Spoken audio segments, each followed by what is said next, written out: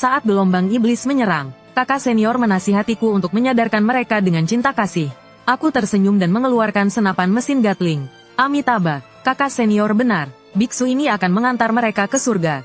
Biar Sang Buddha sendiri yang menyadarkan mereka. Dalam pertarungan itu, aku telah membebaskan 100.000 pasukan iblis secara fisik. Cahaya pahala keemasanku sampai membutakan mata langit. Setelah kembali ke kuil, tetua menuduhku punya nafsu membunuh yang terlalu besar. Tidak seperti biksu, aku pun langsung mengeluarkan bazooka RPG. Tetua, Anda terlalu terpaku pada wujud. Kekuatan senjata adalah keadilan. Kaliber adalah kebenaran. Jika Anda tidak setuju, biksu ini juga bersedia mengantarkan Anda. Tetua tertegun sejenak. Kasih bodhisatwa memang tak terbatas. Ternyata biksu tua inilah yang berpikiran sempit. Aku adalah biksu dengan kinerja terburuk di kuil Prajna. Di hari ujian kelulusan, gelombang iblis menyerbu dan ribuan iblis meraung. Kakak seniorku yang juga merupakan putra Buddha generasi ini, sedang berdiri di atas tembok benteng. Dengan wajah penuh welas asih ia menatap sekelompok makhluk di bawah. Ia berteriak pada para iblis yang ingin memakan kami. Letakkan senjatamu, dan kau akan menjadi Buddha. Meskipun kalian adalah iblis, kalian juga memiliki sifat Buddha. Selama kalian mau bertobat, biksu ini bersedia menyadarkan kalian dengan cinta kasih. Para iblis tertegun sejenak lalu tertawa lebih gembira. Sambil membuka mulut berdarah mereka mulai menyerang formasi pelindung. Para adik seperguruan di belakangnya terharu sampai menangis. Kakak senior sungguh welas asih. Inilah yang disebut jika aku tak masuk neraka. Siapa lagi? Aku melirik perisai yang mulai goyah dan menghela napas. Kumat lagi, melihat seorang jenderal iblis tingkat tinggi hampir menghancurkan perisai. Lalu mengunyah kepala kakak senior seperti semangka. Wajah kakak senior justru menunjukkan ekspresi penuh tekad. Pejamkan matamu, bersiap mengorbankan diri untuk iblis. Demi mencerahkan semua makhluk, biksu ini mati tanpa penyesalan. Aku menendangnya ke samping. Minggir, jangan halangi biksu ini melakukan ritual. Kakak seperguruan terguling beberapa kali dan mengangkat kepala dengan kaget dan wajah penuh debu. Adik seperguruan Fan Yin, apa yang kau lakukan? Jangan tidak sopan pada pasukan iblis. Aku tidak memedulikannya. Dari kantung penyimpanan aku mengeluarkan sebuah benda berlapis emas. Senapan mesin putar 6 laras. Kakak seperguruan, semua adik seperguruan. Aku menginjak benteng tembok kota dengan satu kaki. Menggantungkan rantai peluru di senapan mesin menghadap ke bawah yang padat. Dengan gelombang iblis, aku tersenyum tipis. Memutar laras senapan untuk pemanasan. Para donatur sekalian, biksu ini melihat aura di antara alis kalian gelap. Sepertinya akan ada bencana berdarah. Jenderal iblis itu mengaum. Biksu sialan, mau menakuti siapa dengan tongkat api itu? Aku memegang senapan dengan satu tangan. Amitabha, lautan penderitaan tak terbatas. Tak ada lagi jalan untuk kembali. Lidah api biru menyembur dari moncong senjata. Seketika berubah menjadi badai logam. Jenderal iblis tingkat tinggi itu bahkan tidak sempat mengucapkan kata-kata terakhirnya. Sudah kubuat berlubang seperti saringan. Gelombang iblis di belakangnya tumbang seperti sedang memanen gandum. Dalam sekejap di bawah tembok kota menjadi sunyi. Aku meniup asap hijau yang keluar dari laras senapan dengan wajah sedih. Sungguh mulia. Sepertinya para donatur sekalian telah mencapai pencerahan. Pergi ke surga untuk mendengarkan ajaran Buddha. Suasana di lokasi hening mencekam. Kakak seperguruan bangkit dari tanah dengan wajah pucat menunjukku dengan jari gemetar. Fan Yin, kau telah melakukan pembantaian sebesar ini. Apa kamu tidak takut karma? Mereka juga makhluk hidup. Aku menyandarkan senapan mesin di bahu dan menatapnya dengan tajam. Kakak seperguruan, raga ini adalah lautan penderitaan. Mereka tenggelam dalam jalan iblis. Menderita karena keserakahan, kebencian, dan kebodohan. Biksu ini membantu mereka melepaskan diri dari raga yang kotor ini, agar mereka bisa segera pergi ke alam baka untuk bereinkarnasi dan terlahir kembali sebagai manusia.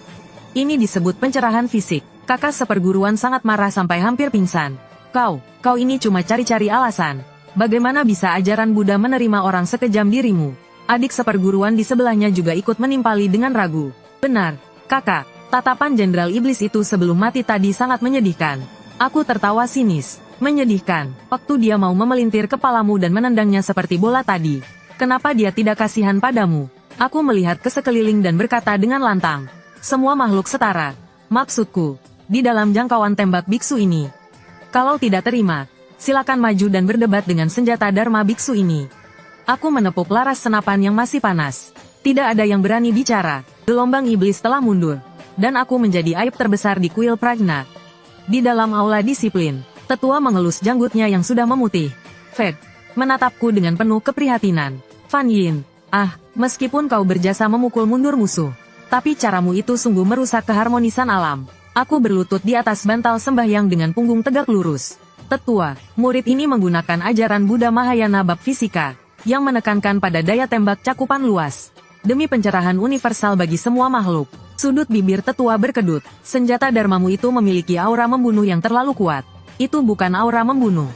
Itu adalah kekuatan persuasif agar para iblis lebih mau mendengarkan kebenaran. Sudahlah, niat membunuhmu terlalu besar. Jika tetap dikuil, dikhawatirkan kau akan memunculkan iblis dalam hatimu. Kebetulan di dunia manusia, dinasti Zhou Agung akhir-akhir ini sedang diganggu oleh ilmu iblis yang merajalela. Kaisar meminta bantuan dari kuil kita. Kamu turun gunung dan berlatihlah di dunia fana. Ingat baik-baik, seorang biksu harus berbelas kasih. Jangan sedikit-sedikit langsung membebaskan arwah. Aku menerima surat itu dan hatiku gembira. Murid akan mematuhi titah guru. Tetua tenang saja, kepergian biksu ini pasti akan membuat siluman jahat itu merasakan kehangatan ajaran Buddha. Tetua melihat punggungku dan bergidik ngeri. Istana Kekaisaran Dinasti Zhou Agung. Begitu aku melangkah ke balairung emas aku mencium bau pesing rubah yang pekat. Di singgasana naga kaisar tampak pucat dengan lingkaran hitam di bawah matanya. Dan di pelukannya bersandar seorang wanita dengan tatapan menggoda. Tanpa membuka mata langit pun aku tahu ini adalah siluman rubah 1000 tahun. Kamu biksu agung yang diutus kuil Prajna. Biksu ini bernama Fan Yin. Nama Dharma Wuli. Wuli. Nama Dharma macam apa itu? Tidak perlu banyak tanya. Biksu ini melihat aura iblis memenuhi istana ini. Aku datang khusus untuk membantu Yang Mulia mengatasi kesulitan. Siluman rubah itu tertawa genit dan menjulurkan kepala dari pelukan kaisar. Yo, biksu kecil yang tampan. Siapa yang kamu sebut aura iblis? Hamba ini adalah orang yang paling disayang Yang Mulia loh. Sambil berkata dia sengaja menggesek-gesekkan dirinya di dada kaisar. Hati kaisar seketika luluh. Dia menunjukku dan berteriak marah. Biksu kurang ajar. Rower adalah selir kesayangan Beta. Beraninya kamu memfitnahnya. Beta memanggilmu untuk menangkap hantu. Bukan untuk menuduh selir kesayangan Beta. Aku mengangkat alisku. Apakah Yang Mulia akhir-akhir ini merasa pinggang dan lutut lemas serta tidak bisa tidur di malam hari? Bahkan sedikit sering buang air kecil dan tidak bisa ditahan. Wajah kaisar menjadi kaku. Kamu, bagaimana kamu bisa tahu? Karena energi ginjal Anda hampir dihisap habis oleh siluman rubah ini. Kurang ajar, siluman rubah itu menjerit. Yang Mulia, dia telah memfitnah hamba. Hamba hanya ingin membuatkan sup untuk Yang Mulia setiap malam. Kaisar langsung memeluknya dengan penuh kasih. Rower jangan menangis. Aku percaya padamu. Pengawal, usir biksu gila ini untukku. Para pengawal di kedua sisi baru saja hendak maju. Aku menghela napas. Tuan, karena Anda bersikeras tidak mau sadar, maka biksu ini hanya bisa membuat Anda sadar. Aku mengeluarkan sebuah granat dari lengan bajuku dan mencabut pinnya. Yang Mulia, coba lihat apa ini. Kaisar merasa bingung. Benda apa ini? Berkilauan keemasan. Mungkinkah ini harta karun Buddha? Aku tersenyum tipis. Tepat sekali. Harta ini bernama Amitabhabum. Khusus mengobati segala macam bucin. Begitu selesai bicara, aku langsung melemparnya. Granat itu mendarat tepat di bawah pilar emas di samping singgasana naga. Lindungi Kaisar, lindungi. Dewa RRR suara ledakan dahsyat. Aula singgasana emas bergetar hebat. Pilar emas itu langsung hancur oleh ledakan. Separuh singgasana naga runtuh. Saat asap menghilang, Kaisar terduduk di lantai dengan wajah penuh debu. Siluman rubah itu juga ketakutan hingga wujud aslinya terlihat. 3 ekornya terlihat di luar. Gemetaran. Semua pengawal istana terpana. Ku menepuk-nepuk debu di tanganku dengan senyum ramah. Berdiri di tengah aula utama. Sekarang sudah sadar, kalau masih belum cukup, biksu ini masih punya peluru penembus Zirawelas Asif versi upgrade. Dijamin menyembuhkan semua penyakit. Kaisar menatapku lalu menatap ke samping pada selir kesayangannya yang berekor berbulu lebat. Matanya memutar ke atas dan akhirnya pingsan karena ketakutan. Sementara itu, siluman rubah itu menyeringai dan menerkam ke arahku. Biksu sialan, akan kurobek kau. Wahai Tuan, Anda berjodoh dengan Buddha. Biar biksu ini mengantarmu menemuinya. Dunia pun menjadi sunyi. Kaisar pun terbangun. Dia menatap jasad tanpa kepala di lantai yang menunjukkan wujud aslinya seekor rubah mati. Dan mengeluarkan raungan yang memilukan. Rowerku, Beta tidak peduli kau manusia atau siluman. Beta hanya tahu kau adalah selir kesayangan Beta. Aku melirik senapan di tanganku. Lalu melirik Kaisar yang menangis terseduh-seduh. Dan menggelengkan kepala. Yang Mulia, manusia dan siluman menempuh jalan yang berbeda. Dia memakan hati manusia untuk berkultivasi. Anda ini sama saja membantu tiran berbuat jahat. Apa yang kau tahu? Kaisar mendongak dengan mata memerah. Memangnya kenapa kalau dia memakan beberapa dayang dan kasim itu? Itu suatu kehormatan bagi mereka. Demi cinta beta, apalah arti kematian beberapa orang? Bagaimana bisa seorang biksu sepertimu begitu berdarah dingin? Aku mengerutkan kening mendengarnya. Tepat pada saat itu terdengar dari luar aula serangkaian langkah kaki yang tergesa-gesa. Seorang pemuda berjubah naga kuning aprikot bergegas masuk. Di belakangnya mengikuti beberapa murid dari Sekte Pedang Lingyun. Pemuda ini adalah putra mahkota. Begitu masuk dia melihat rubah mati di lantai. Dia pun seperti tersambar petir dan langsung berlutut. Bibi kau kenapa? Ping Shengzong, itu kau biksu iblis yang membunuh Bibi. Amitabha, wahai tuan, biksu ini sedang membasmi siluman. Lagi pula, dia adalah selir ayahandamu. Kau memanggilnya Bibi, bukankah itu salah silsilah? Kalau bukan karena Bibi kecil, Ibu Suri pasti sudah lama meninggal karena sakit di istana dingin. Bibi kecillah yang selalu merawat kami berdua. Meskipun dia siluman, tapi dia lebih baik dari manusia. Kamu dari kuil mana? Apa kamu tidak tahu ini adalah keluarga kekaisaran yang dilindungi oleh Sekte Pedang Lingyunku? Kuil Prajna.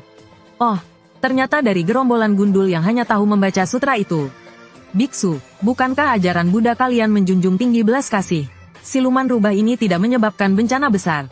Tapi sekali bertindak kamu langsung membunuhnya. Caramu begitu kejam. Ini benar-benar mencoreng nama baik ajaran Buddha.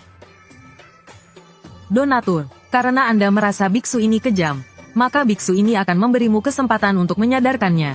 Apa? Meskipun tubuhnya mati, jiwa silumannya belum buyar. Jika kamu benar-benar berbelas kasih, kenapa tidak berikan kultivasimu padanya untuk membantunya membentuk kembali tubuh fisiknya? Omong kosong, aku adalah kultivator jalan kebenaran. Mana mungkin, kalau tidak bisa, tutup saja mulut busukmu itu.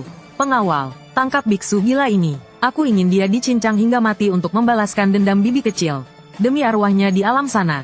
Tidak tahu diuntung, hari ini aku akan membersihkan sekte atas nama kuil Prajna. Amitabha. Mangkuk biksu ini khusus mengambil nyawa orang-orang yang tidak ingin hidup. Seberkas cahaya api dengan ekor panjang menyala, menghantam ke arah pangeran dan para murid sekte itu. Suara ledakan dahsyat menggema di dalam aula emas. Gelombang kejutnya merobohkan atap, genteng kaca berjatuhan seperti hujan. Setelah asap dan debu menghilang, pangeran dan para kultivator pedang yang tadinya beringas, kini telah berubah menjadi lukisan abstrak di dinding. Murid pemimpin dari Sekte Pedang Lingyun itu belum sepenuhnya mati. Seluruh tubuhnya hangus hitam pedang spiritual di tangannya. Hanya tersisa gagangnya. Saat ini dia merangkak ketakutan di tanah. Tatapannya padaku seolah melihat iblis. Sihir iblis macam apa ini? Aliran Buddha. Bagaimana mungkin aliran Buddha punya senjata pusaka semengerikan ini? Kamu bukan biksu. Kamu adalah kultivator iblis. Aku menginjak dadanya. Tuan, ini yang kau sebut sihir iblis. Ini adalah Dharma Mahayanaku. Kenapa? Murid sektemu biasanya menindas orang dengan pedang.